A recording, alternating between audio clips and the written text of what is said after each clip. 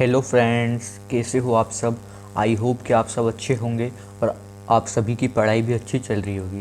Friends, आज से हम एमपी जीके की शुरुआत करने वाले हैं, जो एमपीपीएससी हो या एमपीएसआई हो या फिर एमपी पुलिस हो और एमपी व्यापम के सभी एग्ज़ाम के लिए बहुत ही इम्पोर्टेंट है। तो फ्रेंड्स, इस वीडियो में हम एमपी जीके से रिलेटेड बेसिक जानकारी प्राप्त करेंगे। तो चलिए फ्रेंड्स, आज की वीडियो स्टार्ट करते हैं। फ्रेंड्स, यह बुक परीक्षा धाम है, जिसकी मैं पीडीएफ टेलीग्राम में डाल दूंगा। तो आज की वीडियो हमें मध्य प्रदेश एक दृष्टि में देखेंगे। मध्य प्रदेश का सामान्य परिचय देखेंगे, मध्य प्रदेश के पड़ोसी राज्य और मध्य प्रदेश का पुनर्गठन एवं संभाग देखेंगे।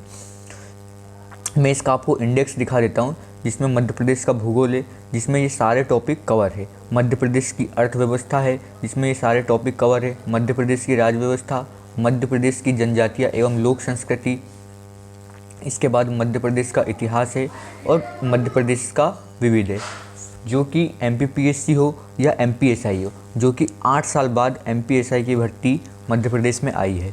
तो फ्रेंड्स, एमपीएसआई में मध्य प्रदेश जीके का बहुत ही महत्वपूर्ण रोल होने वाला है, क्योंकि जो कि एमपीपीएससी लेवल का इसका मेंस पेपर होगा, जिसमें एमपी जीके बहुत ज़्यादा पूछा जाएगा। तो चलिए फ्रेंड्स, आज की वीडियो स्टार्ट करते हैं। फ्रेंड्स, मध्य प्रदेश का सामान्य परिचय। तो मध्य प्रदेश का सामान्य परिचय को हम 5 तरह से पढ़ सकते हैं, यानी कि 5 बिंदुओं से पढ़ सकते हैं। पहला है भौगोलिक स्थिति, प्रशासनिक स्थिति, राजनीतिक स्थिति, न्यायिक स्थिति और आर्थिक स्थिति। यानी कि भौगोलिक स्थिति यानी कि मध्य प्रदेश कहाँ पर स्थित है, मध्य प्रदेश का भूगोल कैसा है। प्रशासनिक स्थिति यानी कि मध्य प्रदेश का प्रशासन किस प्रकार चलता है। राजनीतिक स्थिति यानी कि मध्य प्रदेश में राजनीति किस प्रकार की है, मतलब कानून किस प्रकार बनाया जाता है, लोकसभा, राज्यसभा, विधानसभा कैसी है, उसके बारे में पढ़ेंगे। न्यायिक स्थिति मतलब मध्य प्रदेश में न्याय व्यवस्था किस प्रकार है, कहाँ पर है, कैसी है, उसके बारे में पढ़ेंगे। आर्थिक स्थिति मतलब मध्य प्रदेश की जीडीपी से रिलेटेड बात करेंगे। मध्य प्रदेश की जीडीपी कहाँ से आती है, किस प्रकार आती है, उसके बारे में पढ़ेंगे। तो मध्य प्रदेश की भौगोलिक स्थिति में सबसे पहले अक्षांशीय विस्तार होगा, पड़ोसी राज्य होंगे, जलवायु किस प्रकार की होगी, वर्षा कैसी होगी। फिर मध्य प्रदेश के जो कि बीचों बीच से कर्क रेखा गुजरती है, उसके बारे में बात करेंगे। उसके बाद केंद्रीय बिंदु बात करेंगे, मध्य प्रदेश का केंद्रीय बिंदु कौन सा है। प्रशासनिक स्थिति की बात करेंगे तो कितने संभाग है मध्य प्रदेश में, कितने ज़िले हैं, विकासखंड कितने हैं, तहसील कितनी है और ग्राम पंचायत कितनी है, इसके बारे में हम अध्ययन करेंगे। उसके बाद हम मध्य प्रदेश में लोकसभा सीट कितनी है, राज्यसभा सीट कितनी है और मध्य प्रदेश विधानसभा की व्यवस्था किस प्रकार है। उसके बाद न्यायिक व्यवस्था के अंतर्गत हम मध्य प्रदेश हाई कोर्ट के बारे में बात करेंगे, जो कि जबलपुर में स्थित है, और मध्य प्रदेश हाई कोर्ट की जो कि खंडपीठ यानी कि उसके ब्रांच बोल सकते हैं, ब्रांच कितने हैं। उसके बाद आर्थिक स्थिति के अंतर्गत मध्य प्रदेश में खनिजों की स्थिति देखेंगे, मध्य प्रदेश में कृषि किस प्रकार होगी उसके बारे में जानेंगे, और कृषि से उसके बाद खनिज व्यवस्था से अंतर्गत अन्य तथ्य हम जानेंगे। तो आइए अब हम मध्य प्रदेश का परिचय देखते हैं।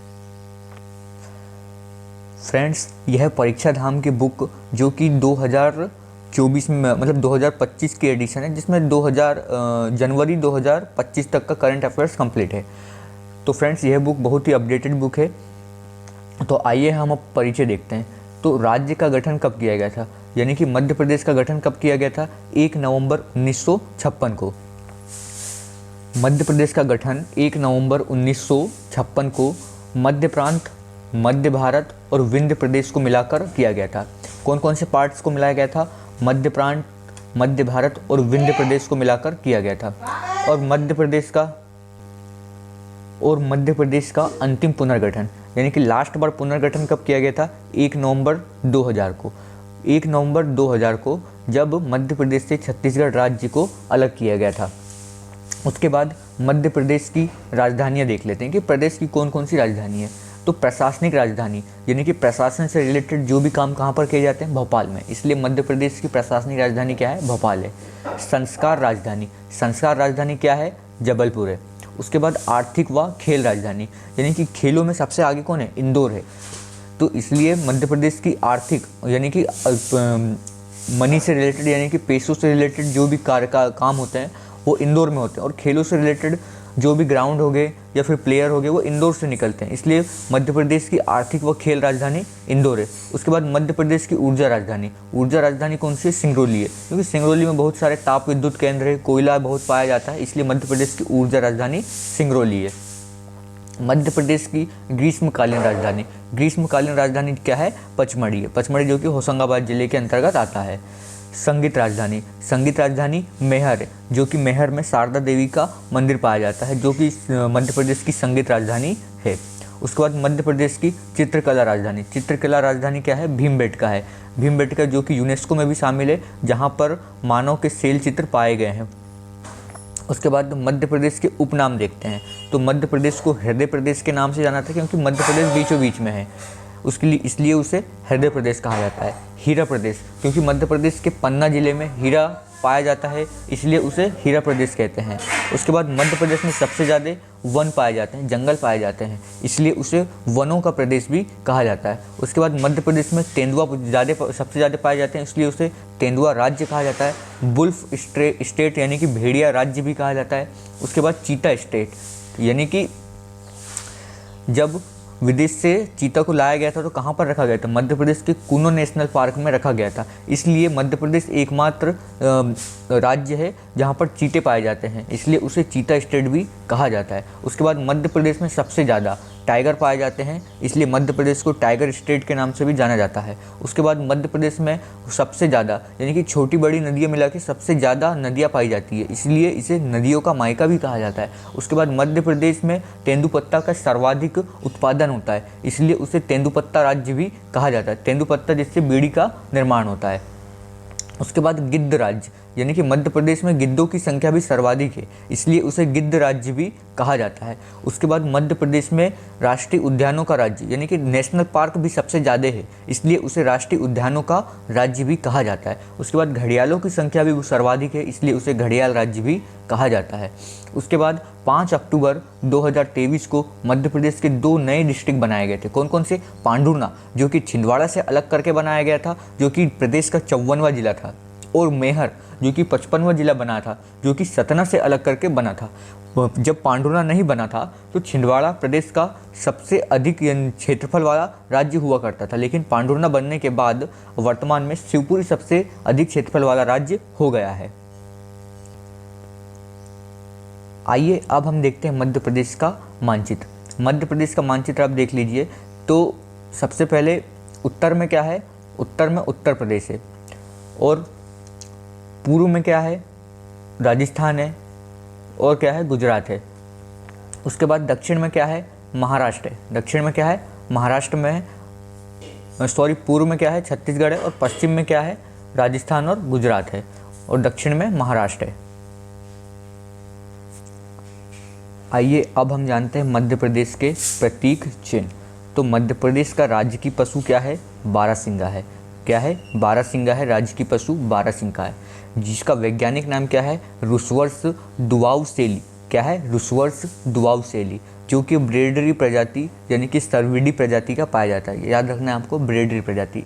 एक आधी बार क्वेश्चन पूछा गया है कि बारहसिंगा किस प्रजाति का है, तो ब्रेडरी प्रजाति का है। कहाँ पर पाया जाता है? कान्हा किसली नेशनल पार्क, जो कि मंडला और बालाघाट पर है, बारहसिंगा पाया जाता है। जो कि बारहसिंगा था, उसको राजकीय पशु कब घोषित किया गया था? 1981 में राजकीय पशु घोषित किया गया था, और 2017 में कान्हा राष्ट्रीय उद्यान ने भूरसिंह द बारहसिंगा नाम से अपना शुभंकर जारी किया था। क्या नाम से शुभंकर जारी किया था? भूरसिंह द बारहसिंगा। कब किया था? 2017 में। उसके बाद मध्य प्रदेश का राज्य की पुष्प क्या है? सफ़ेद लिली है। सफ़ेद लिली है, वैज्ञानिक नाम लिलियम कैंडिडम है। कौन से कुल से है? लिलिएसी कुल से है। उसके बाद बाहुल्य क्षेत्र पूरे मध्य प्रदेश में पाया जाता है, संपूर्ण मध्य प्रदेश। राज्य की पुष्प सफ़ेद लिली है। उसके बाद राज्य की पक्षी की बात करें तो राज्य की पक्षी क्या है? दूधराज है, जिसका अन्य नाम पैराडाइज फ्लाईकेचर या शाहबुलबुल भी कहते हैं। वैज्ञानिक नाम टर्पसिफोनी पैराडाइसे है। क्या है? टर्पसिफोनी पैराडाइसे है। याद नहीं रखना, वैसे कभी पूछा नहीं गया है ये, लेकिन आप जनरली याद सुन सकते हो। उसके बाद पश्चिमी क्षेत्र पर मतलब प्रमुख क्षेत्र कहाँ पर है? पश्चिमी मध्य प्रदेश पर पाया जाता है ये। और वो भी पश्चिमी मध्य प्रदेश के सरदारपुर अभ्यारण्य जो कि धार में पाया जाता है और सैलाना अभ्यारण्य रतलाम में पाया जाता है। 1981 में इसको घोषित किया गया था। उसके बाद राज्य की मछली की बात करें तो क्या है, महासीर है। क्या है, महासीर है, जिसका वैज्ञानिक नाम टोर प्यूटीटोरा है। क्या है, टोर प्यूटीटोरा है। टोर प्रजाति का पाई जाती है जो कि नर्मदा नदी में पाई जाती है, खरगोन खंडवा में पाई जाती है। 2011 में इसे राज्य की मछली घोषित किया गया था। विशेष क्या है कि बड़वाह में महासीर प्रजनन केंद्र स्थापित किया गया है। कहाँ पर, बड़वाह में महासीर प्रजनन केंद्र स्थापित किया गया है। आइए अब हम देखते हैं राज्य की वृक्ष। राज्य की वृक्ष कौन सा है, बरगद है, जिसका वानस्पतिक नाम क्या है, फाइकस वेनगेलेंसिस है। क्या है, फाइकस वेनगेलेंसिस है। किस प्रजाति का है, फाइकस प्रजाति का है, जो कि संपूर्ण मध्य प्रदेश में पाया जाता है। 1981 में इसको घोषित किया गया था। मध्य प्रदेश का पहला बरगद पार्क इंदौर के बड़गोंदा में स्थापित किया जाएगा, यानी कि बनाया जाएगा इंदौर के बड़गोंदा में। उसके बाद राजकीय फल क्या है, आम है, जो कि हम सबका फेवरेट है। वनस्पतिक नाम क्या है, मैंगीफेरा इंडिका है, जो कि संपूर्ण मध्य प्रदेश में पाया जाता है। मध्य प्रदेश की आम की प्रमुख प्रजातियां जो कि प्रसिद्ध है, कौन सी है, नूरजहां है, जो कि अलीपुरजपुर जिले में पाया जाता है। जो कि सुंदरजा है, सुंदरजा जो कि रीवा जिले में पाया जाता है। ये दो प्रजाति बहुत ही फेमस प्रजाति है, जो कि मध्य प्रदेश में आम अनुसंधान केंद्र रीवा जिले के गोविंदगढ़ में स्थापित किया गया है, यानी कि गोविंदगढ़ में आम अनुसंधान केंद्र स्थापित किया गया है। फ्रेंड्स, मार्च 2023 में रीवा जिले के सुंदरजा आम की प्रजाति को भौगोलिक संकेतक यानी कि जियोग्राफिकल इंडिकेशन प्रदान किया गया था। जो कि जीआई टैग होता है, किसी भी वस्तु को दिया जाता है तो उस वस्तु पर 10 साल तक का टैग लग जाता है, यानी कि 10 साल तक वो उसका उत्पादन किया जाता है और उसके लिए विशेष बातें रखी जाती है और विशेष संरक्षण दिया जाता है। तो कौन सा आम को दिया गया, सुंदरजा आम की प्रजाति को जीआई टैग दिया गया है मार्च 2023 में। राजकीय खेल की बात करें तो मलखंभ है, जिसको 2013 में घोषित किया गया था। ये मालवा क्षेत्र में होता है। मलखंभ खेल है, लेकिन हम मलखंभ के बारे में कुछ ज़्यादा जानते नहीं हैं। और मध्य प्रदेश मलखंभ अकादमी उज्जैन में स्थित है और प्रभाष जोशी सम्मान मलखंभ क्षेत्र में दिया जाता है। ये याद रखना है, ये क्वेश्चन पूछा जा सकता है कि प्रभाष जोशी सम्मान किस क्षेत्र में दिया जाता है, तो मलखंभ के क्षेत्र में दिया जाता है। इसके बाद 2020 में मलखंभ को राष्ट्रीय खेल पुरस्कारों में शामिल किया गया था। याद रखना है कि 2020 में मलखंभ को राष्ट्रीय खेल पुरस्कारों में शामिल किया गया था, यानी कि जो भी व्यक्ति मलखंभ में अच्छा काम करेगा तो उसको राष्ट्रीय स्तर का पुरस्कार प्रदान किया जाएगा। इसके बाद यदि हम बात करें राज्य की फसल, तो राज्य की फसल क्या है, सोयाबीन है। जो कौन सी कुल का है, यह है लेग्यूमिनेसी कुल का है। वनस्पतिक नाम क्या है, ग्लासिन मैक्स है। किसमें कौन कौन सी है, समृद्धि, प्रसाद, प्रतिकार, अहिल्या और अलंकार इसकी किस्में हैं। पूरे विशेषता मालवा क्षेत्र में इसका उत्पादन होता है मध्य प्रदेश के, और मध्य प्रदेश में सोयाबीन का उत्पादन देवास जिले में प्रारंभ किया गया था। कहाँ पर, देवास जिले में प्रारंभ किया था। और मध्य प्रदेश में सर्वाधिक सोयाबीन का भी उत्पादन किया जाता है, इसलिए इसे सोया स्टेट भी कहते हैं। अब बात करते हैं हम मध्य प्रदेश के राज्य की नाट्य, यानी कि राज्य की नृत्य कौन सा है, माछ है, जो कि मालवा क्षेत्र का एक नृत्य है, मालवी लोक जीवन पर आधारित है। माछ के प्रमुख कलाकार कौन है, सिद्धेश्वर सेन और ओम प्रकाश शर्मा है इसके प्रमुख कलाकार हैं। फ्रेंड्स, मैं आपको बता दूं कि जो कि नाट्य होता है और नृत्य होता है, दोनों अलग अलग होते हैं। मैंने ऊपर के इसमें नाट्य को नृत्य कह दिया था, जबकि वो नाट्य है। नाट्य यानी कि नाटक होता है, जो कि मालवा क्षेत्र का है, माछ है, मालवी लोक जीवन पर आधारित होता है यह। और माछ के प्रमुख कलाकार कौन है, सिद्धेश्वर सेन है और ओम प्रकाश शर्मा है। जबकि राजकीय नृत्य जो कि अलग है, राजकीय नृत्य यानी कि डांस होता है। राजकीय नृत्य कौन सा है, राई है। कौन सा है, राई है, जो कि बुंदेलखंड क्षेत्र में पाया जाता है। बुंदेलखंड क्षेत्र में पाया जाता है। मृदंग वाद्य यंत्र के साथ किसी भी शुभ अवसर पर किया जाता है इसको, जो कि राई नृत्य है। पद्मावत ग्रंथ में राई लोक नृत्य का वर्णन किया गया है। इसके प्रमुख कलाकार की बात करें तो ज्ञानेश्वरी जो कि कटनी जिला की है, इसके प्रमुख कलाकार है। सागर जिले के राम सहाय पांडे को कला क्षेत्र में राई नृत्य के लिए 2022 में पद्मश्री से पुरस्कार दिए गए थे, पद्मश्री से सम्मानित किया गया था। किसको? सागर जिले के राम सहाय पांडे को, राई नृत्य के लिए। राई नृत्य में वाद्य यंत्र मृदंग एवं ढोलक का प्रयोग होता है, यानी कि वाद्य यंत्र मृदंग और ढोलक का प्रयोग होता है राई नृत्य में। अब यदि हम बात करें राज्य की चिन्ह की, तो राज्य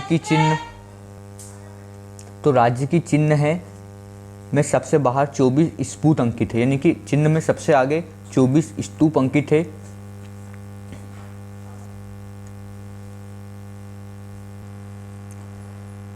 तो चिन्ह में सबसे बाहर 24 स्तूप अंकित है और इसके बाद एक वृत्त है जो तरक्की और विकास की असीम संभावनाओं को दर्शाता है। क्या है? इसके बाहर एक वृत्त है जो कि तरक्की और विकास की एक असीम संभावनाओं को दर्शाता है। इस वृत्त के अंदर मध्य प्रदेश शासन और सत्यमेव जयते लिखा है, जो कि आप देख सकते हो, इसका जो प्रतीक चिन्ह है। और राज्य की प्रमुख फसलें गेहूं और धान की बालियां भी अंकित है। उसके बाद केंद्रीय वृत्त में अशोक स्तंभ की सिंह आकृति और राज्य वृक्ष बरगद को दर्शाया गया है।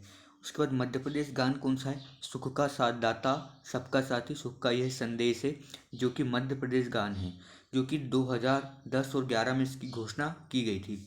इसके रचनाकार महेश श्रीवास्तव है और संगीतकार सुनील झा है और गायक यानी कि शांतनु मुखर्जी इसके गायक है। आइए अब हम जानते हैं मध्य प्रदेश का भौगोलिक स्थिति। तो भौगोलिक स्थिति में सबसे पहले अक्षांशीय विस्तार देखते हैं। तो 21 डिग्री 6 मिनट से 26 डिग्री 30 मिनट उत्तरी अक्षांश तथा 74 डिग्री 9 मिनट से 82 डिग्री 48 मिनट पूर्वी देशांतर के मध्य स्थित है। मध्य प्रदेश की उत्तर से दक्षिण तक की लंबाई 605 किलोमीटर है और पश्चिम से पूर्व तक की लंबाई 870 किलोमीटर है और पश्चिम से पूर्व मध्य प्रदेश में 24 मिनट का समय अंतर है। यानी कि जब हम पश्चिम से पूर्व की ओर जाते हैं तो इसमें 34 मिनट का अंतर देखा जाता है।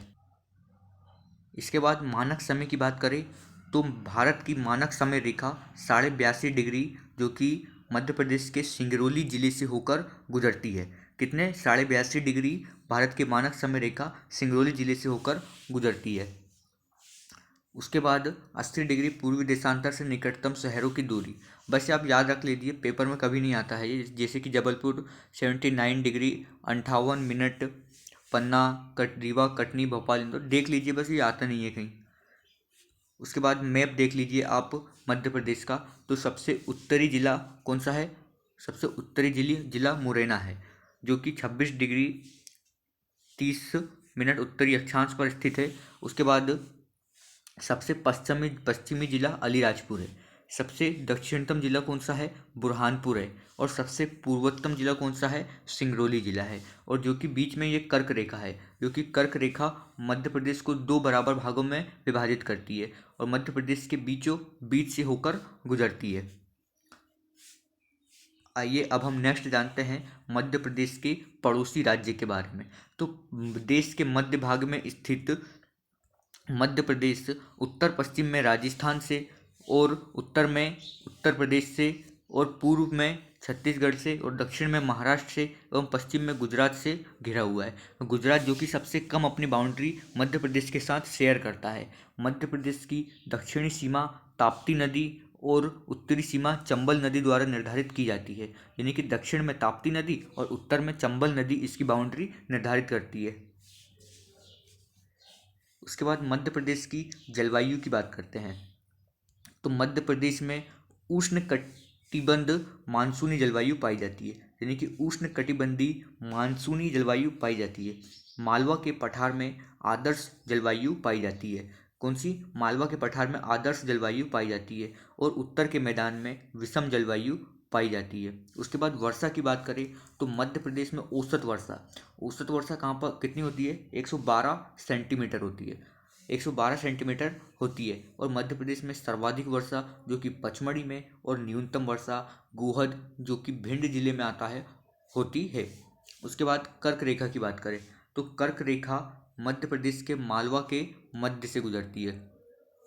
मालवा के मध्य से कर्क रेखा गुजरती है माही नदी जो कि कर्क रेखा को 2 बार काटती है। विश्व की एकमात्र नदी है जो कि कर्क रेखा को 2 बार काटती है। कर्क रेखा मध्य प्रदेश के 14 जिलों से होकर गुजरती है। रतलाम, उज्जैन, आगरमालवा, राजगढ़, सीहोर, भोपाल, विदिशा, रायसेन, सागर, दमोह, जबलपुर, कटनी, उमरिया और शहडोल। इसको आप मैप में देख सकते हैं कि रतलाम, उज्जैन, आगरमालवा ये सारे डिस्ट्रिक्ट है जो कि कर्क रेखा से होकर गुजरती है। उसके बाद कर्क रेखा के निकटतम स्थित मध्य प्रदेश के प्रमुख शहर कौन कौन से हैं? तो सांची है, सांची स्थित है, विदिशा स्थित है, भोपाल स्थित है, जबलपुर स्थित है, उज्जैन स्थित है और इंदौर स्थित है। आप इसकी अक्षांश स्थिति भी याद रख सकते हैं। वैसे एग्जाम में कभी पूछा नहीं गया है, बस इतना पूछा जा सकता है कि सांची कर्क रेखा के निकटतम स्थित है। मतलब 4 ऑप्शन दे देंगे और पूछेंगे कि इनमें से कौन सा कर्क रेखा के निकटतम स्थित है। तो इसमें सांची एक ऑप्शन में होगा, तो आपको सांची मार्क कर देना है। उसके बाद विदिशा, भोपाल, जबलपुर, उज्जैन और इंदौर, ये जो कि कर्क रेखा से निकटतम स्थित है। उसके बाद केंद्रीय बिंदु की बात करते हैं। केंद्रीय बिंदु, तो अखंड भारत का केंद्र बिंदु क्या है? बरसाली, जो कि कहाँ पर है? बैतूल में स्थित है। जैसे कि आप कभी भोपाल से नागपुर जाओगे तो उसके बीच में बरसाली पड़ता है। बरसाली और बैतूल भी पड़ेगा, लेकिन बरसाली पड़ता है। तो आप देख सकते हो कि अखंड भारत का, जब भारत विभाजित नहीं हुआ था, जब अफगानिस्तान, पाकिस्तान और इधर पूरा बांग्लादेश, म्यांमार अब जब भारत का हिस्सा हुआ करता था, तो बरसाली जो कि बैतूल को अखंड भारत का केंद्र बिंदु माना जाता था। और भारत का भौगोलिक मध्य बिंदु जो कि मनोहर ग्राम है, करौंदी जिला कटनी को माना जाता है। उसके बाद मनोहर गांव का नामकरण राम मनोहर लोहिया के नाम पर किया गया था। उसके बाद पृथ्वी का केंद्र बिंदु, यानी कि ओवरऑल पूरी पृथ्वी का केंद्र बिंदु की बात करें तो मंगलनाथ मंदिर जो कि उज्जैन में है को माना जाता है। यानी कि मंगलनाथ मंदिर उज्जैन को माना जाता है पूरी पृथ्वी का केंद्र बिंदु। आइए अब हम नेक्स्ट देखते हैं जानकारी प्रशासनिक स्थिति की। तो प्रशासनिक स्थिति की बात करें तो मध्य प्रदेश में टोटल कितने संभाग है? 10 संभाग है। 10 संभाग है, 55 जिले हैं और 313 विकासखंड है, 436 तहसील है, ग्राम पंचायत 23,922 है, नगर निगम 17 है, नगर पालिका 99 है और कुल ग्राम कितने हैं? 54,903 ग्राम है, यानी कि कुल गांव है। उसके बाद न्यायिक स्थिति, यानी कि न्याय व्यवस्था किस प्रकार की है?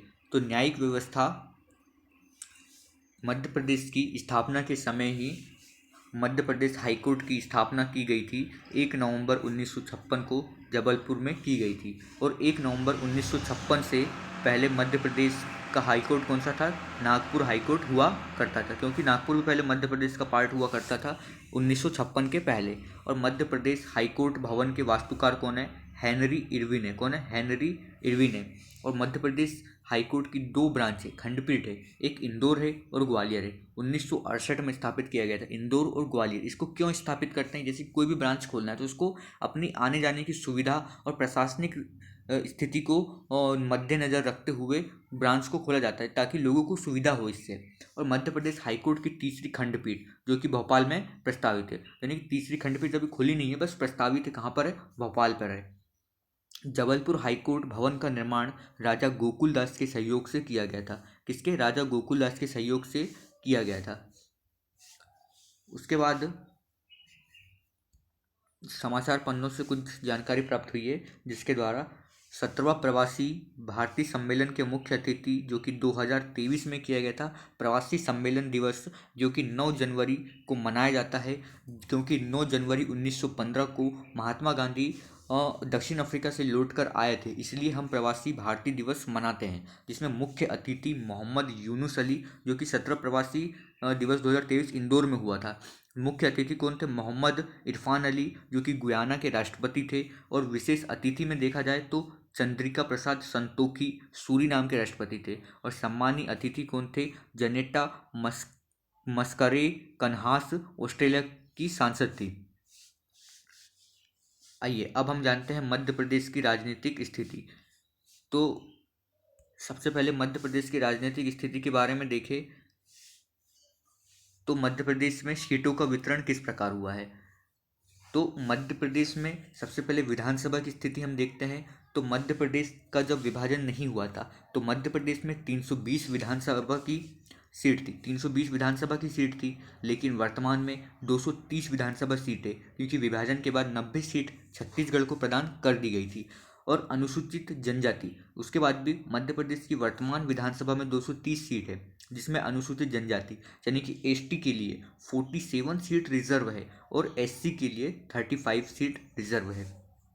उसके बाद लोकसभा की बात करें तो जब मध्य प्रदेश का विभाजन नहीं हुआ था तो 40 विधानसभा सीट मतलब लोकसभा सीट हुआ करती थी, और वर्तमान में 29 लोकसभा सीट है, क्योंकि 11 सीट किसको दे दी गई, छत्तीसगढ़ को लोकसभा सीट दे दिया गया, जिसमें अनुसूचित जनजाति की एसटी की 6 सीट रिजर्व है और अनुसूचित जनजाति की 4 सीट रिजर्व है। याद रखना है कि कितनी सीट लोकसभा की एमपी में रिजर्व है, तो एसटी की 6 और अनुसूचित जनजाति एससी की 4 है। राज्यसभा सीट की बात करें तो जब विभाजन नहीं हुआ था तो 16 है और वर्तमान की 11 है। बस वर्तमान की याद रखना है आपको, अविभाजित मध्य प्रदेश की याद नहीं भी रखो तो वर्तमान की आपको याद रखना है कि वर्तमान में कितनी सीटें हैं। उसके बाद अन्य जानकारी की बात करें तो मध्य प्रदेश का कुल क्षेत्रफल कितना है, 308,252 वर्ग किलोमीटर है। कितना है, 308,252 वर्ग किलोमीटर है। और क्षेत्रफल की दृष्टि से सबसे बड़ा जिला कौन सा है, शिवपुरी है। लेकिन जब पांडुर्ना नहीं बना था तो कौन था, छिंदवाड़ा था। और क्षेत्रफल की दृष्टि से बात करें सबसे छोटा डिस्ट्रिक्ट तो निवाड़ी है। कौन सा है, निवाड़ी है। उसके बाद मध्य प्रदेश और छत्तीसगढ़ के मध्य किरार घाटी विवाद के कारण मध्य प्रदेश का क्षेत्रफल 308,245 वर्ग किलोमीटर भी माना जाता है। यानी कि मध्य प्रदेश और छत्तीसगढ़ के मध्य कौन सी घाटी विवाद में है, किरार घाटी विवाद में है। उसके बाद समाचार पन्नों से क्या प्राप्त हुआ है कि आत्मनिर्भरता का रोड मैप जारी करने वाला देश का पहला राज्य कौन सा है, मध्य प्रदेश है। यानी कि आत्मनिर्भरता का रोड मैप जारी करने वाला मध्य प्रदेश का पहला राज्य है मध्य प्रदेश। भले आत्मनिर्भरता का रोड मैप जारी कर दिया है लेकिन मध्य प्रदेश में कोई भी आत्मनिर्भर नहीं है, सब सरकार पर टिके हुए हैं और सरकार पूरे सभी लोगों को बेरोजगार रखी हुई है, क्योंकि मध्य प्रदेश में कोई वैकेंसी आई नहीं रही है और पता नहीं कब आएगी आगे। उसके बाद जनसंख्या वृद्धि की बात करें तो मध्य प्रदेश में अधिकतम जनसंख्या वृद्धि वाला राज्य कौन सा है, इंदौर जिला है, जिसमें कितनी वृद्धि हुई थी, 32.9% जनसंख्या की वृद्धि हुई थी। उसके बाद मध्य प्रदेश में न्यूनतम जनसंख्या वृद्धि वाला जिला कौन सा है, अनूपपुर जिला है, जिसमें 12.3% जनसंख्या वृद्धि हुई थी। उसके बाद जनसंख्या घनत्व की बात करें तो जनसंख्या घनत्व मध्य प्रदेश का कितना है,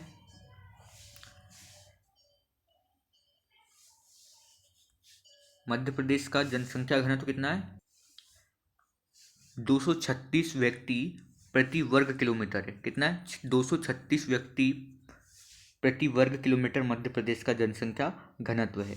मध्य प्रदेश में अधिकतम जनसंख्या घनत्व वाला जिला भोपाल है। जनसंख्या घनत्व क्या होता है कि 1 किलोमीटर वर्ग क्षेत्रफल एरिया में कितने लोग रह रहे हैं उसे कहते हैं जनसंख्या घनत्व। तो मध्य प्रदेश का कितना है, 236 वर्ग किलोमीटर है। और सर्वाधिक जनसंख्या घनत्व कितना है, किसका है, भोपाल का है। मध्य प्रदेश में न्यूनतम जनसंख्या घनत्व किसका है, डिंडोरी का है।